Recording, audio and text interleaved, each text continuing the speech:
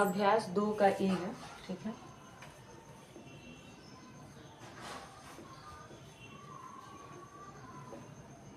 इसके सारे क्वेश्चंस को हम लोग देखेंगे। सबसे पहले में क्या कहा गया है कि आपको -2/3 के घात में 5 है, इसका मान ज्ञात करना है, ठीक है। तो इसका मान ऑप्शन जो दिया गया है उसमें -32/243 आंसर आ जाएगा और इसका ऑप्शन नंबर है 2। दूसरे नंबर का जो है वो क्या हो जाएगा 3125 का घातीय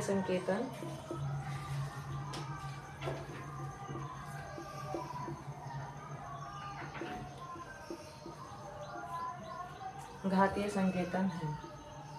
मतलब आपका इसमें दिया गया है जितने भी मान, ये घातीय संकेतन 5 लास्ट में है, तो इसका आंसर हो जाएगा 5 के घात में 5 और ऑप्शन नंबर है ये 1।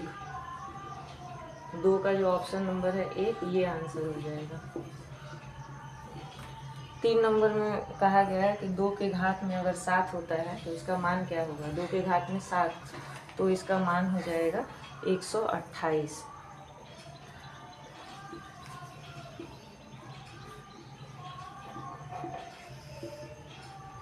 चौथे नंबर में एक वर्गाकार क्यारी है जिसकी भुजा 5 मीटर है। जैसे एक वर्गाकार है, इसकी 5 मीटर करके है, तो क्षेत्रफल हम लोगों को अगर निकालना हो पता है ना, क्षेत्रफल के लिए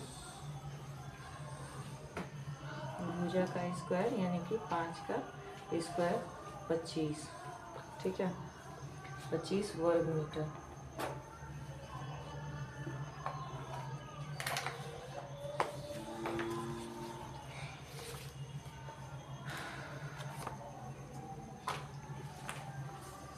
फिर अब इसके बाद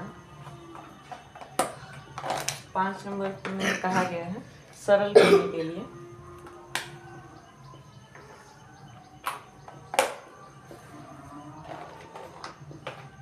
पहले प्रश्न में दिया गया 2 के घात में 4 गुणे 3 के घात में 2।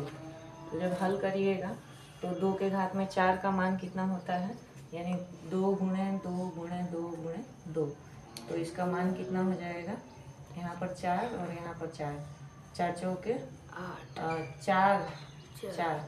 चौके 16, यहाँ पर 16 हो जाएगा और ये 3 गुणे 3 हो जाएगा, 3 3 9, 16 9 144, ये आंसर हो जाएगा। फिर उसके बाद दूसरा प्रश्न बोला है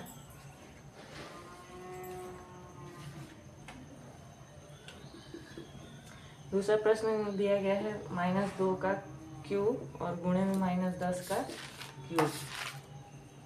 तो जब इसको हल करिएगा तो देखिए क्या हो जाएगा, -2 जो है वो कितने बार रहेगा, 3 बार, ठीक है।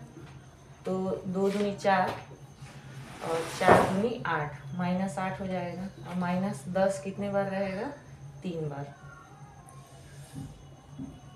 यहाँ पर जब गुणा करेंगे तो 3 0 आ जाएंगे, ठीक है, और माइनस में ही रहेगा, तो -8 गुणे में -100।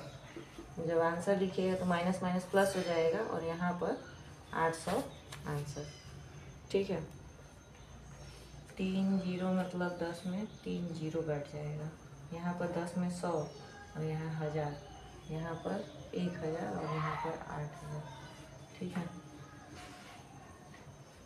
3 0 जुड़ जाएंगे, 1 2 3, यहाँ पे थोड़ी गलती हो गई थी, ये 8000 आंसर इसका आ जाएगा। क्या आपको समझ में आ रहा है ये प्रश्न? Yes ma'am. ठीक है, आगे बढ़ते हैं। कहा गया है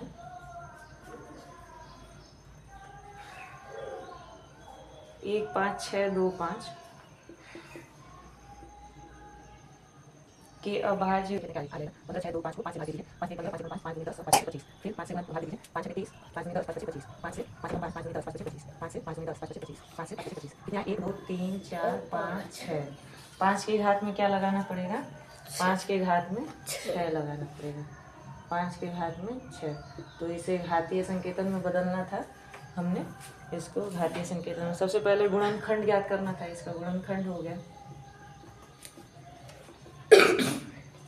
गुणनखंड करने के बाद और अब 5 के आधार पर 5 से हमने सबको भाग दे दिया, तो घातीय संकेतन हम लोग व्यक्त कर दिए। ये क्या है? घातीय संकेतन। इसको हम लोग क्या बोलेंगे? घातीय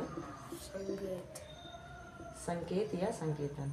यही निकालने बोला था। एक बोला था कि गुणनखंड करिए और 5 के घात में 5 को आधार बनाना था और घात में निकालना था। क्या आपको क्लियर है प्रश्न? ये हमारा एक्सरसाइज जो 2.A था वो क्लियर हो चुका है। ठीक है।